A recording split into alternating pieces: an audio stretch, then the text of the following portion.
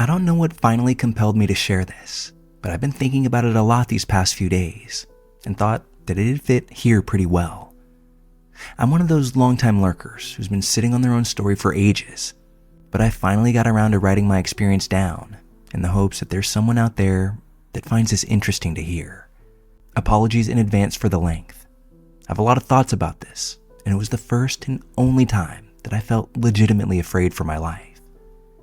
When I was about 8 years old, my parents were going through a divorce, and me and my older sister used to spend a lot of time at our grandparents' house. It's a long ranch-style home on a corner in a very nice neighborhood. It's about a 10-minute walk from a gas station, grocery store, and a few fast food restaurants. The streets are long and lined with well-manicured houses, cradled by big, scenic California Valley hills all around. We were never very wealthy, but my grandpa bought it as a fixer-upper many years before, and the property value had skyrocketed since. As you can imagine, it's a very safe spot, and although there weren't many other kids in the neighborhood, it wasn't uncommon to see neighbors walking their dogs or pushing a stroller down the sidewalk outside of our house. Although my mom was especially protective of us, this particular neighborhood was densely populated, and my family knew just about everyone who lived there. My mom grew up in the neighborhood herself, so she was understandably trusting. She would once in a while let me and my sister walk to the Rotten Robbie gas station on the other end of the block to grab a snack. I would always get a ring pop, and my sister would grab a Three Musketeers bar before we would make our way back home. My sister was about 11 at the time, and this small amount of freedom was a really big deal to us. Nothing compared to walking down that street all by ourselves in the summertime, laughing and joking around, a couple dollar bills in our pockets. I felt like I owned the world. The one oddity I ever noticed around the neighborhood was this small camper parked on the side of the road opposite of the gas station, right along the backside of the fence of another set of houses. It sat there in the shade like a permanent fixture, all the windows constantly covered by opaque beige curtains. I can't explain why, but it always gave me this deep sense of foreboding when I'd pass it. I was almost positive that someone was living inside of it, because at times, I'd hear the air conditioning running as it sat stagnant in that same spot. The hairs on my neck would always stand on end as I passed it, particularly as I passed by the camper door. I'd always keep an eye on it, out of fear that one day it'd just swing open as I happened to walk by. I think what bothered me the most was this drawing that was taped to the door from the inside. It was extremely messy, a sketch of odd lines in a brown-colored pencil that was frustratingly indiscernible. I could see the outline of something, some vague shape, but could never make out what it was intended to be. I never had the nerve to stop and stare long enough to really investigate it, but each time I walked by, I'd steal a glance. A year prior to this incident that I'm about to describe, I was walking with my mom past the camper in the shade. We had just gone to the park nearby and, unfortunately, had to pass the camper before we could cross the street and continue walking.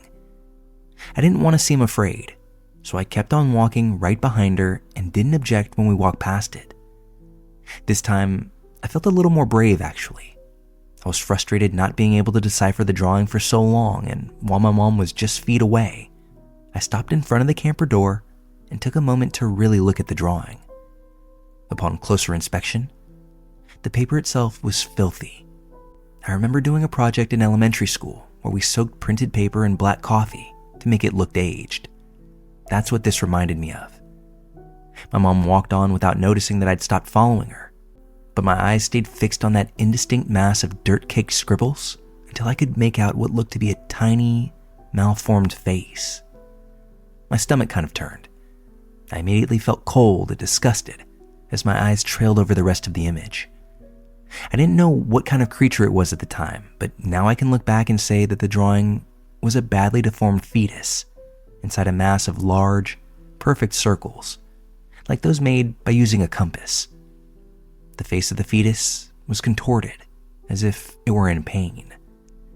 It was so graphically disturbing and seemed to portray this odd sense of suffering that stuck with me for days after. As a child, I didn't know how to process it, and the mental image still makes me sick to think about. I'd never seen anything like it before. Adrenaline flooded my body and my chest hurt with fear, but I selfishly thought of my glorious little trips for ring pops and said absolutely nothing as I followed behind my mom. This was, in retrospect, a classically terrible idea. Ever since my ill feelings towards this camper had been elevated by the drawing on the door, I thought about it every time we drove by. And about a month later, my mom once again graced us with several bucks and permission to walk down to Rotten Robbie's. She knew that we wanted our snacks. I thought about telling my sister about what I'd seen on the way there, but she was older and braver, and I was terrified that she'd make us cross the street to go check it out. It was a bright sunny day, and I told myself with false certainty that nothing was going to happen. If I didn't acknowledge it, maybe it'd go away. We walked past the camper, and it was thankfully uneventful. On the walk back, I was feeling much more comfortable and was focused on fighting open my candy wrapper while my sister walked alongside me. We passed the camper a second time, but I didn't give it half as much thought as the first. I don't remember what we were talking about, but I recall being interrupted mid-sentence as my sister softly yet firmly said my name. There was a distinct fear in her voice that immediately put me on edge. It was almost like a splash of cold water right to my face. All my senses heightened, and I became aware of just about everything, including the sound of haphazard footsteps about 10 feet behind us. These were accompanied by a heavy rustling sound, like a heavy backpack, and nervously, I half turned my head to look. That's when I saw a man with a long, unkempt beard and wearing many layers of ragged clothing walking behind us, his eyes unmistakably burning into our backs as he walked. His movements weren't normal. It was like a drunken shuffle, almost as if each of his feet were unimaginably heavy and needed to be moved one grand effort at a time. His shoulders were skewed, head tilted downward with a strange arch to his neck. I could hear his shoes scraping the gravel with every step that he took. But rather than seeming genuinely intoxicated, it was as if he was intentionally meandering our direction like a zombie, with a direct effort to frighten us. Behind him, I saw the camper door was wide open for the first time in all the years we'd spent living there, and realized that this was the man who had been living inside. "He's following us," I choked out, my eyes now filling with tears. My mind was spinning as I stared straight ahead again.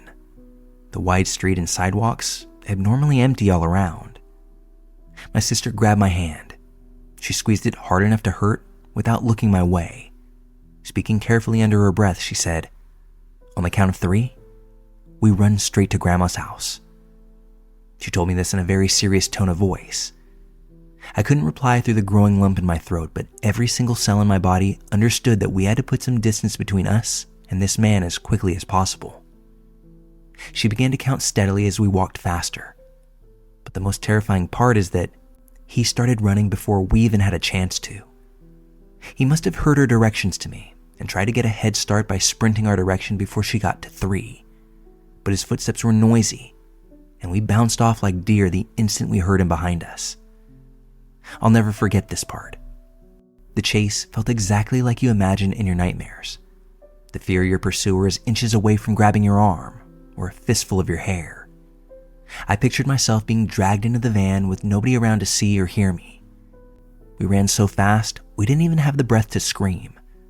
And peering back behind me about 10 seconds into the chase, I saw him running our direction with absolutely none of the impairment that he showed with those zombie-like steps just moments before. I think back on it now, and he may have been deliberately pretending to be handicapped in order to lower our guards, in hopes that we wouldn't start running. That thought is terrifying, but I can't rationalize it any other way. We made it to our grandparents' house and, without looking behind us, yanked open the stubborn old door before slamming it closed and scrambling past their excited dogs, just to get as deep into the house as possible. I don't even think we locked it, as our main goal was getting within the line of sight of any adults as quickly as we could. My mom was talking to my grandpa at the table and gave us an amused look when we bounded into the living room. Since we were kids, running around wasn't anything out of the ordinary, and she didn't ask what happened as we collapsed on the couch and tried to catch our breath. The inside of the house felt so safe and felt in such good spirits that I didn't even want to bring up what had just happened. Like waking up from a nightmare you didn't want to talk about. I was desperate to just get back to normal. I wanted to forget it entirely, to unwrap my candy and act like everything was completely fine for the sake of my own sanity. And that's exactly what I did. I asked my sister a few years back if she remembered this incident. I'm 25 and she's 28 now. And her response was strange. She remembered immediately without the need for me to provide any additional details. But she quickly waved it off and insisted that he had to have been some bored homeless man, just looking to spook some kids walking home, with no real intent to harm anyone.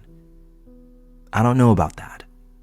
I'd like to believe that it was some innocent misunderstanding, but like they always say about gut feelings, they're rarely wrong. I feel in my soul that he wanted to hurt me and my sister that day. I never told her or anyone else about the strange drawing on the door. I'm not sure if my sister saw the open door and connected him to the camper or not. It's one of my biggest regrets, as I would hate for any other children to have been less fortunate after innocently walking past that camper in the shade. I believe that he may have chosen that spot between the park and the gas station deliberately, due to the number of kids walking around the area. I don't remember ever seeing that camper again after this day. I'm not proud of how I handled this, and would encourage anyone who finds themselves in a similar situation to contact authorities immediately for the safety of them and all others around. I don't know if maybe this story comes off as melodramatic, but if you were there, it was real and very frightening in a way that I just can't forget.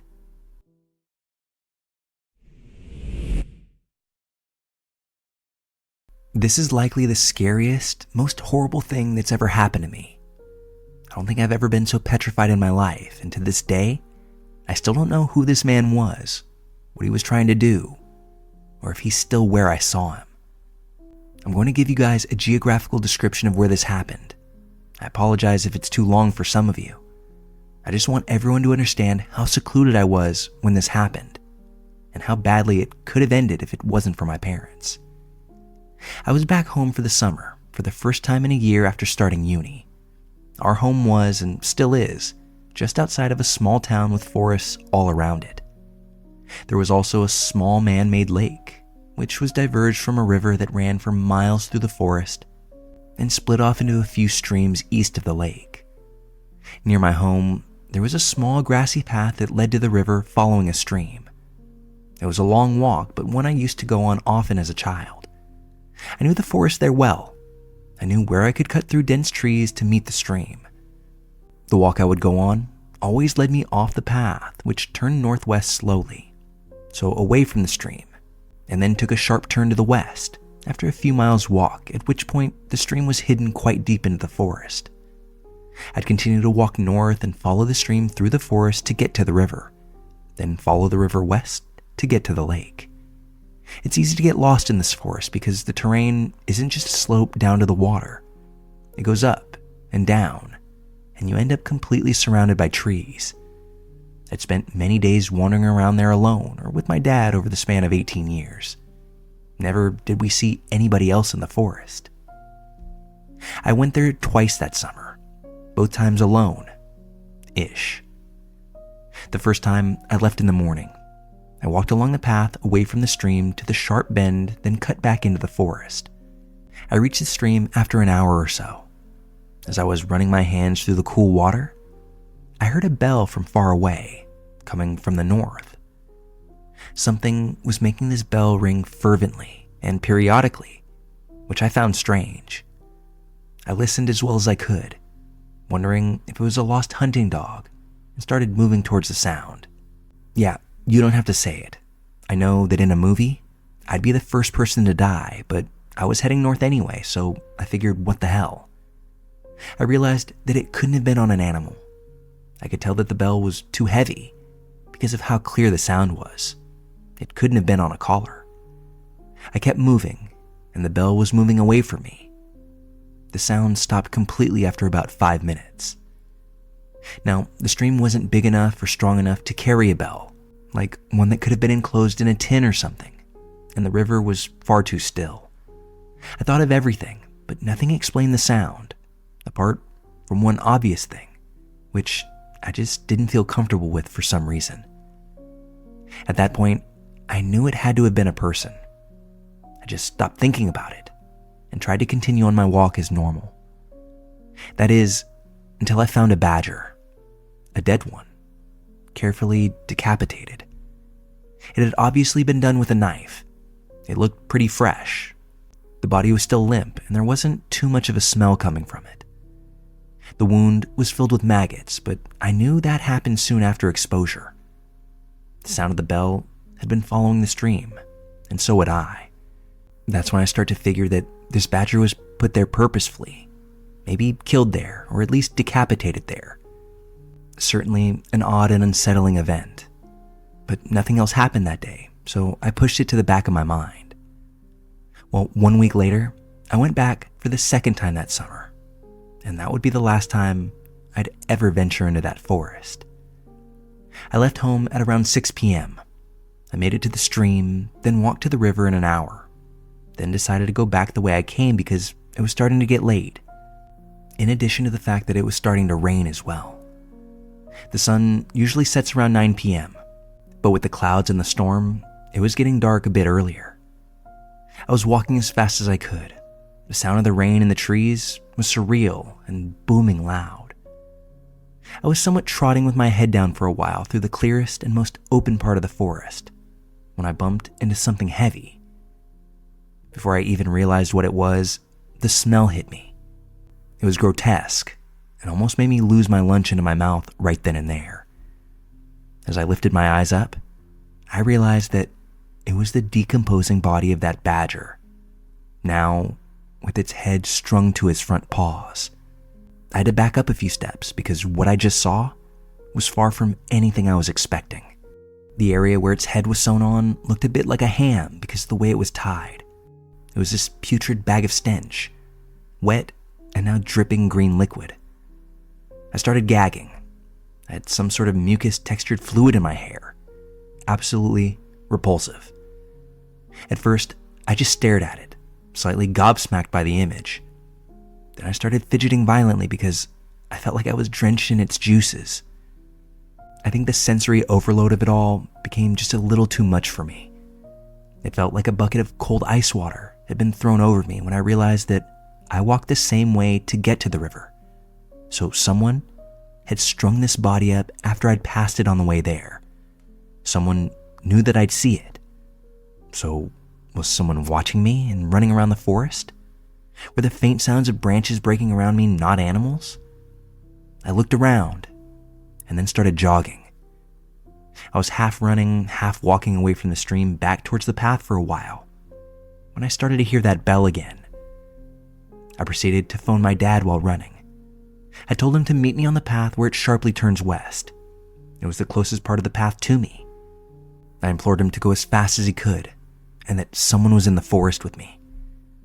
I can't explain the feeling that I had. It was like I just shit out my intestines and stomach. I literally felt the hairs on my neck raise despite being soaked.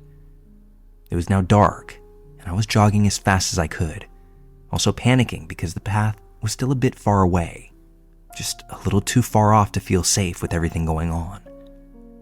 It was still raining. Every single sound around me was now muffled. I felt like everything was further away than ever before. The bell went on for way longer than the last time, on and off. I felt like it was surrounding me at one point. That fear, combined with my compromised hearing and the fact that I felt like I couldn't even breathe properly, was making me slightly lose my sense of direction. I was automatically heading southwest, but I wasn't really sure what I was even doing. I was breathing like a damn horse at this point, coughing my lungs up, kind of crying out loud, almost like a toddler does. I was tripping over leaves and twigs like an idiot. I was now on the phone with my mom, who was on her way with my dad. I kept hearing sounds, but I wasn't sure what they were. My mom was screaming on the phone at the same time that they were now on the path, that I needed to run to them, that my dad had gotten out and was now heading east from the path bend. I was terrified, so I went into survival mode. I was doing the half-running, half-speed walking thing again because I was so out of breath. Then I heard branches break, clear footsteps for the first time from down in the forest. And that bell ringing louder than ever before. I didn't want to, but I looked over my shoulder. That's when I saw what was in the forest with me. A tall figure creeping in my direction at the very end of the clearing, ringing this bell slowly in front of his stomach. I could tell that he was staring straight at me.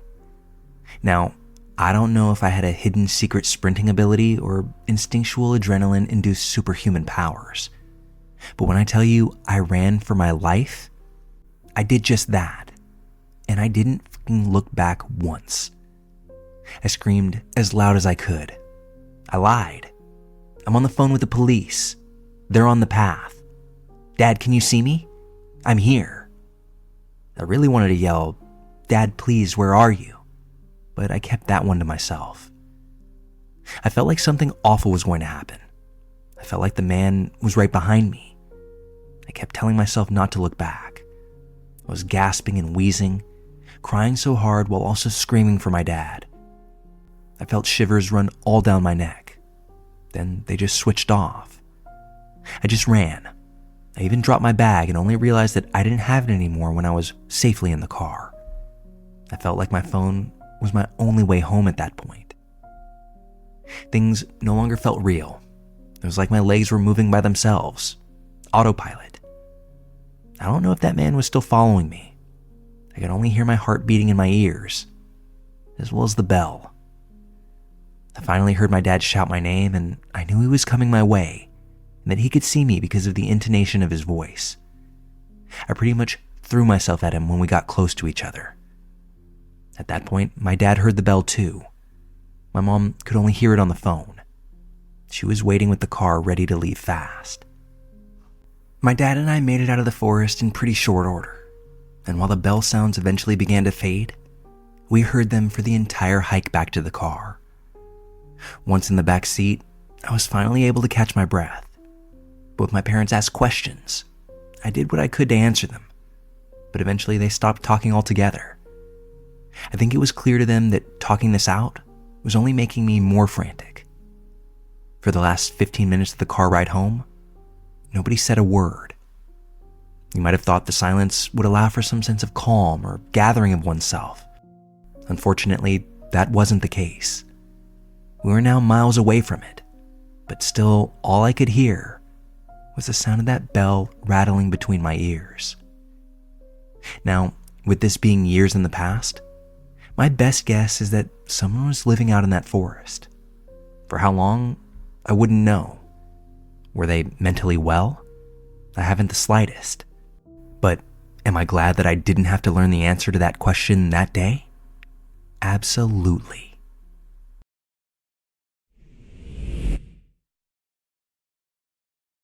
My mother became a widow this past October. She and my dad had been together for 48 years, practically their entire adult lives, and his death devastated her. She's always been a beautiful, classy woman, and even in her mid-60s, she still turns heads. She's always been loyal to my dad, never even looked at another man, but that didn't mean other men weren't looking at her.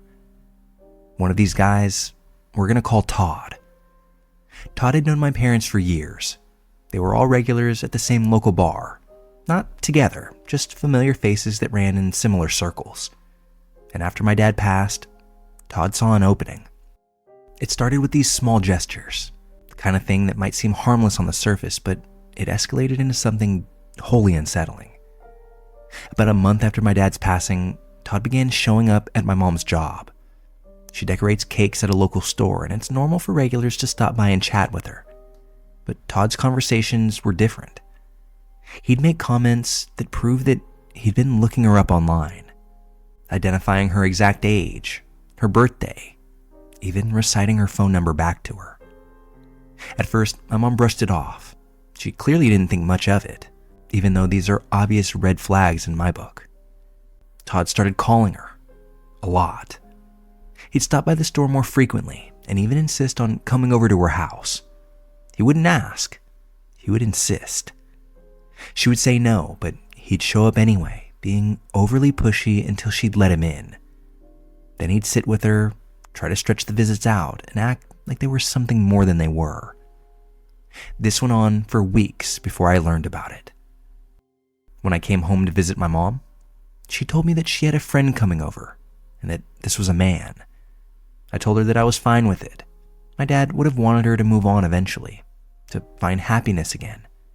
But she was quick to clarify that they weren't dating and warned me that he often acted like they were, even though that wasn't the case. When Todd showed up, I immediately saw what she meant. The way he behaved around her was as if they'd been a couple for months. He tried to hold her hand, rested his hand on her leg, ignored all of her repeated comments that they weren't together. When she stepped into another room, he turned to me and launched into this dramatic speech about how much she meant to him. He even started crying, saying how she had sunk into his arms while sobbing over my dad, as if her grief was some sign of affection for him. Then he launched into criticizing her, saying she spent too much money, trying to insert himself into her personal life. He even told her she wasn't allowed to go out with me and my daughter that weekend. The most disturbing part of all of this? My husband recognized Todd's name immediately. Todd had worked with my husband years earlier, and he didn't hesitate to describe him. Manipulative, vindictive, a snake in the grass. He told me that Todd had been fired for stealing company time, and then I remembered something from over 15 years back. Todd had once told my husband that he would have been married to my mom if it weren't for my dad. At the time, that was something we all laughed off, but now it made my stomach turn. This man had clearly been obsessed with my mom for decades, and things only amped up from there. The next day, Todd showed up uninvited once again, claiming he wanted to see her hair after a salon appointment. He also seemed overly interested in our plans for St. Patrick's Day, mentally noting details as we spoke. Sure enough, he brought it up again later, trying to insert himself into our plans. I told my mom point blank that he wasn't coming with us, and to my relief, she agreed. She admitted she didn't really like him that much anyway, and wasn't interested in anything with this man. But moments later, Todd knocked on the door again. He claimed that he had left his phone inside, even though they'd never been in the room where he eventually found it. It felt like he used this as an excuse to come back. Whether it was purposeful or accidental, I don't know, but that's the way it felt. That was when my husband and I decided that enough was enough. We urged my mom to contact her workplace and the police, and even let her neighbors know about the situation. She finally admitted that Todd had been stopping by uninvited and calling her constantly, even after she told him to stop. He'd also told her that he was going through a divorce, though it hadn't been finalized because he was still on his wife's insurance. I get that, but my mom then casually says, "Well, I hope you didn't seek out a lawyer on my account or anything." That's when Todd drops that he just paid the lawyer $5,000 to get this divorce done and over with, implying that my mother now owed him something because of it. It gets even weirder though. My uncle had a run-in with Todd when he delivered tires my mom had paid for. Instead of saying hello or introducing himself, Todd's first words were, "How old are you?" He then glared at my uncle with hostility, clearly jealous. He also spread a lie to my mom, claiming that my dad had once offered to do drugs with him, an obvious attempt to tarnish my father's memory. It was like he was competing with a man who wasn't even alive anymore. Then came St. Patrick's Day. Todd showed up at my mom's job unannounced and demanded her car keys, saying that he was taking it to go get it washed. She refused though. She also told him finally and directly that he was not welcome at her house, that he couldn't call her anymore, and that whatever he thinks that they were in the middle of, they're done. She told him that our family didn't think he was good for her, and that she trusted my and my husband's judgment. But things didn't end there. While I was on the phone with my mother later that day, she started hearing loud pounding on the door. Todd had shown up once again, of course, uninvited. He knocked for a cool 15 minutes before leaving a note on the door and asking her to call him. I told my mom not to do that. I texted him instead, saying that there was nothing that he had to discuss with my mother, that she had made her decision and he needed to respect it. He responded by demanding to know who had said what about him. I told him that it didn't matter. Our feelings about him were based on our own experiences. He called me repeatedly, pleading for me to speak with him on the phone. I refused, telling him again and again that my mom didn't want contact and that we'd notified her work, her neighbors, and the cops. After this point, he never contacted us directly, but a few days later, a mutual acquaintance showed up at my mom's workplace with a message from Todd. He said that he wouldn't bother her anymore, but if she wanted to call him in a few weeks after things settled down, that she could. That was another really strange thing about all of this. Even after being told in no uncertain terms to stay away, he was still clinging to the hope that she'd reach out. That part also terrified me because he knew that we were leaving town soon and my mom would be back on her own. I don't know what's going to happen once we're gone, but I do know that Todd's behavior has gone far beyond a simple crush or misplaced affection. This is obsession. It's calculated, manipulative, and potentially dangerous. My mom has been through enough heartbreak already, and the last thing she needs is someone like him trying to insert himself into her life by force.